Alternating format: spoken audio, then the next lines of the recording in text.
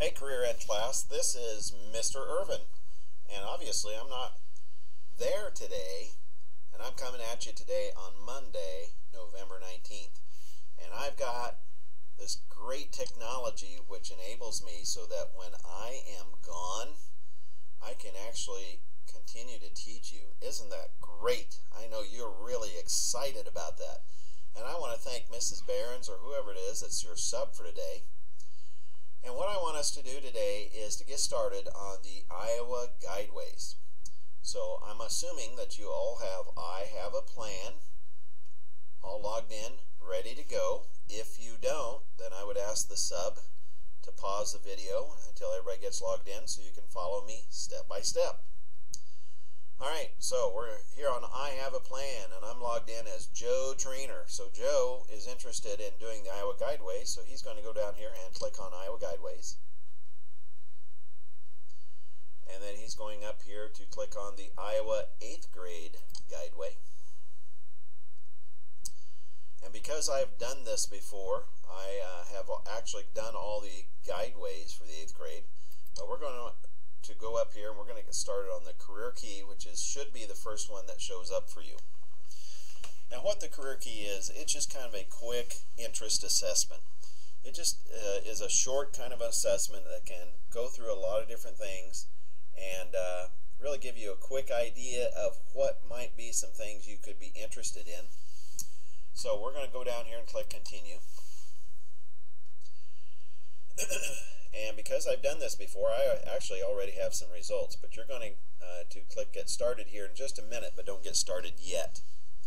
The career key is going to take you through these things over here on the left tab if you look at them. After get started, it's going to take you through some careers of interest, your abilities, how you see yourself, your values. Then it's going to show you some results, and also will show you some careers that might correspond with your results. So when you get ready to do this, I'm going to have you click this Get Started button, but I don't want you to do this yet because I want to show you some things that I want you to do after you get the career key done. So when you complete the career key, you're actually going to get some results that are going to look something like this. It's going to show you results, and it's going to show you your top interest areas. Mine happen to be social and enterprising. Social means I'm kind of a people person, and enterprising means I'm kind of a persuader. I'm kind of a person who enjoys leading and managing people. It also will show you over here to the right your ranking in all the different interest areas, and it shows, of course, that social and enterprising are my top ones. Then it goes down to realistic, and then some of the others. Now what I'd really like you to do after you finish the career key is come down here and click inside this reflection box. And what it is, it's just a chance for you to record your thoughts about, you're looking at those top interest areas, how you feel about them. Now there's a couple of questions to answer. Do these interest areas sound like you? Why or why not? Do these interests match your current career plans? So you then write 3 or 4 sentences kind of answering those 2 questions down here in this reflection box. Then you come over here and you click Save. Then the next thing I want you to do when you get the career key finished is to click on View Careers.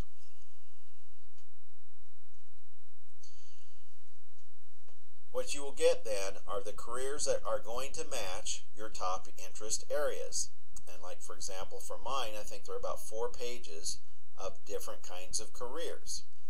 And so this is kind of a quick chart. It just gives you some really brief information. Gives you the career name, gives you how much education it's going to take to do that career, the state average annual earnings, the career cluster, and the interests that are involved. So you scroll down through there, and then you might want to click the Next button, and that will give you access to page 2. And again, it gives you a lot of quick information. I'm going to go ahead and click on the Next button, go to page 3. And one of the things I want you to do is go through here and find some careers that kind of look interesting to you that you may not know that much about, but do look kind of interesting. I want you to investigate further. So I'm going to go down here and I'm going to investigate loan officer. All right, loan officer, it it gives you the first page kind of a definition of what loan officers do and what are some of the tasks that they do. A person in this career, and it shows you some of the different kinds of tasks that are involved, so you can read about that. Then over here on the left, it shows some of the different parts of the information, because this is a lot more extensive information that's going to give you about this. So if you click on "Is this for you?" it will show you some of the interests that are involved, some of the work values that are involved, some of the aptitudes that you should have, and something on the Myers-Briggs personality types, which is a particular test that you can give people.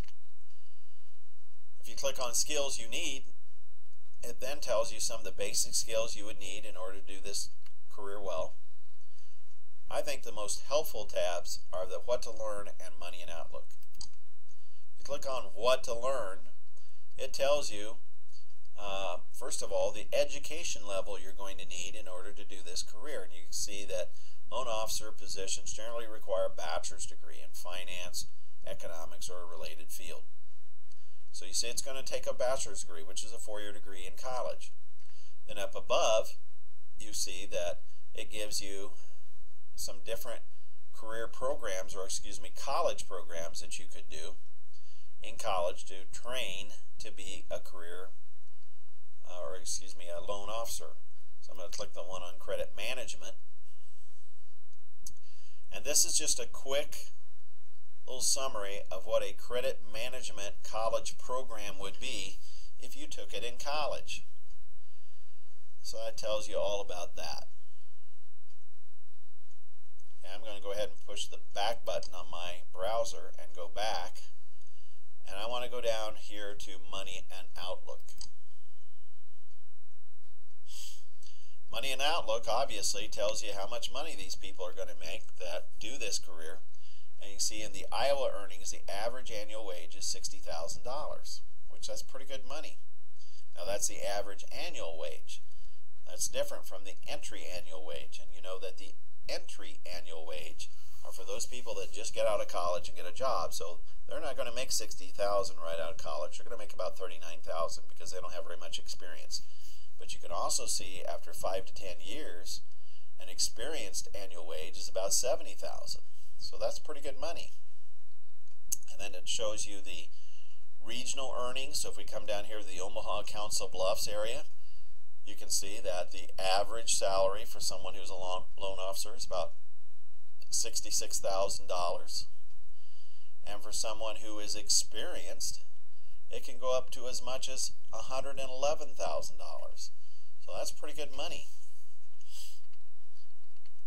And it will give you national earnings.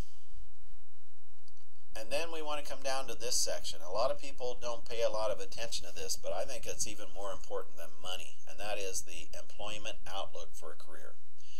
What employment outlook is it kind of predicts the future for job availability in this career. One of the saddest things can be is you get out of college with your bachelor's degree, you go out and look for a job, and you can't find a job in that career. So what Job Outlook does, or Employment Outlook, it really shows how fast is this career growing. Is it growing? Is it growing very fast? Is it growing negatively? Are there going to be jobs?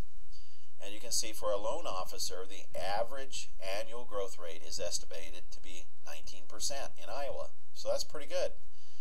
And there's estimated to be 160 annual job openings each year.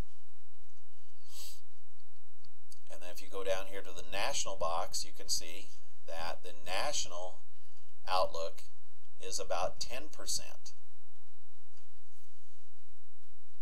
So that gives you some very good information and something you need to think about as far as outlook. Now, one of the things I want you to do after you get all the careers from your career key and you look at them, I want you to investigate several of them.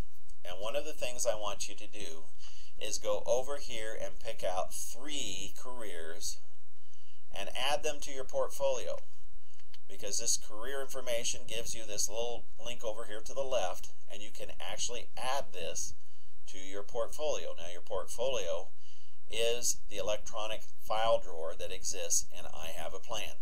So I'm going to click Add to Portfolio, to my portfolio for Loan Officer. Then I'm going to show you how that shows up.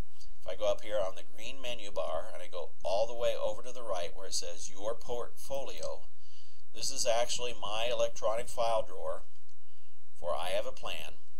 If I come down here to Career Planning Portfolio, because we're looking at planning careers here, and I click on this link, then it's going to take me to this page.